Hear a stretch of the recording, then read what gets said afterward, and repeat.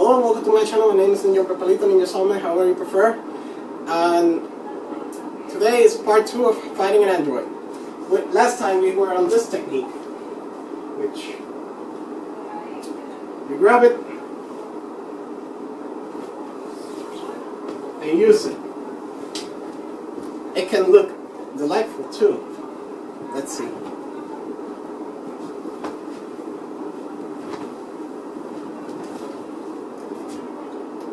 And even, how was it? I know I shouldn't be wasting time. Don't I look great?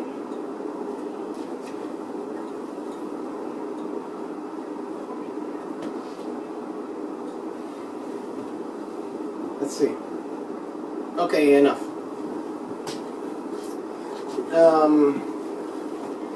The technique. Yes. Alright, let's throw it there. Hypothetical.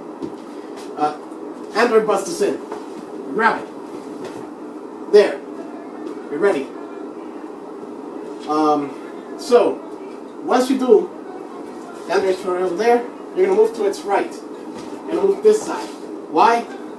Then the robot will know that it's closer this way, so it's more likely to attack with this part. When it attacks, either to punch or to grab, you'll see it coming. So you're going to dodge it and catch the arm here. Once it does, you're going to take this one down and bring this one up, wrapping the arm. Now, if you can, then right away go behind it and try to wrap the rest around its head. Pull it.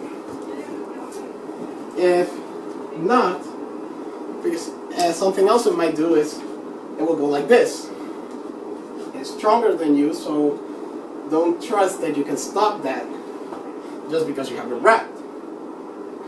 So you're going to dodge it, and if you see it coming with another attack, because you're not going to take your sight off of it, they're going to be using peripheral vision to see where you're going and be looking at the android at the same time. If it moves, it's going to attack, you're going to dodge.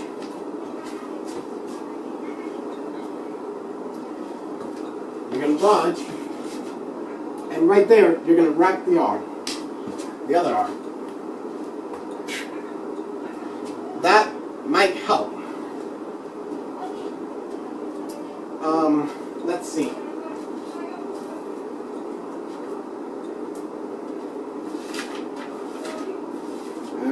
If I move. Okay, here we go.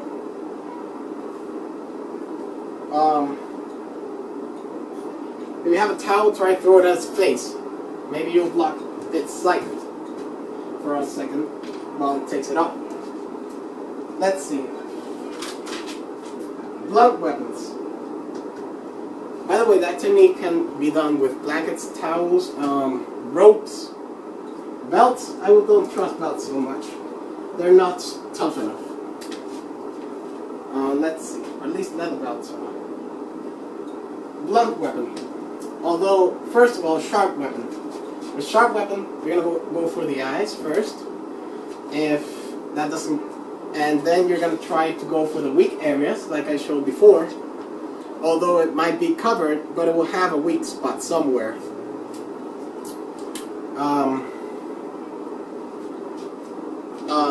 A sword or a crowbar. So even a knife. With a knife, go for the eyes. If you ever get close to it, which you shouldn't in the first place, but if you find yourself in that situation, then sure, go for the eyes. You can go for the weak areas. Like I said, you'll always have a weak spot. Now, blunt weapons. The robot busts us in. Boom. You're gonna grab it and assume this position. Why this position? Because here you can attack so much to the head. Boom.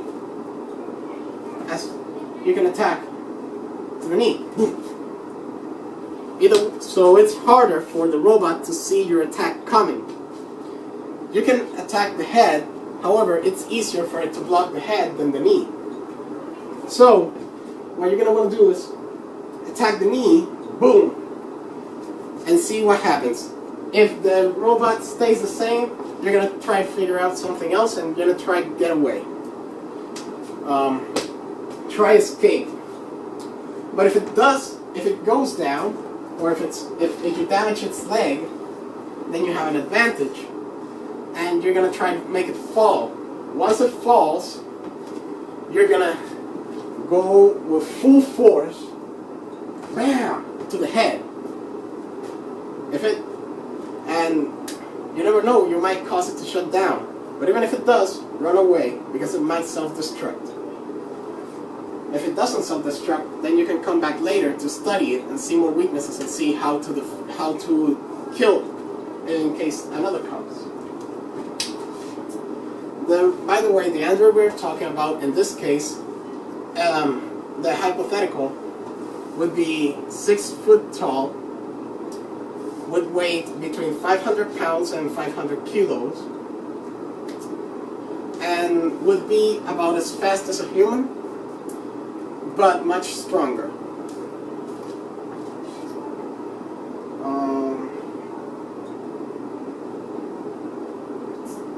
Let's see.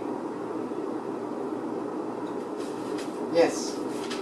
Now, if you've tried all the things I've mentioned so far and you haven't been able to destroy it, then there's only one certain way to destroy a robot like that, and that way is you need a plan, a good plan that involves something that will severely damage it. For example, drop a car engine on it from a high distance. From a high altitude. Electrocute it. Put dynamite in it. Pour acid in it. Use traps or whatever. Something like that. Those are examples. If you don't have a plan, you need to run away. And let's say you found a way to get away. You got away. See how much time we have. Okay. You made it to get out. You made it to get out alive. What else? You need. If you can't get as far away as you can as possible, you're gonna need to hide. Now, here's one thing that will help you hide better. Well, there's 3 things. 1, lead. But lead is toxic, so I strongly don't recommend it. There's aluminum. However, that might not really work all the way. It might work in certain ways, but not in other ways. You don't know. And there is mirrors. All right, this android, this hypothetical android can see visible light like we can, but can also see infrared and sonar. Has a sonar. So now it says here, I learned from that show where the military guy tries to enter a country to test if the armed forces of that place can catch him, that sometimes the glass can block infrared vision. So if you have a mirror, you just right now, hypothetically, I'd be invisible. I'd be invisible to the android. If that's true. Because so much, it blocks infrared visible light, which you can see through it, and sonar. This sonar doesn't go through it, it bounces back. Unless it's that other type of sonar. That's why I say, don't put too much trust on any fact. This is just a little thing that might help, but remember, take it with a grain of salt. The best thing you can do is get as far away from the android as you can, and or make a plan to destroy it. and watch out for self-destruct.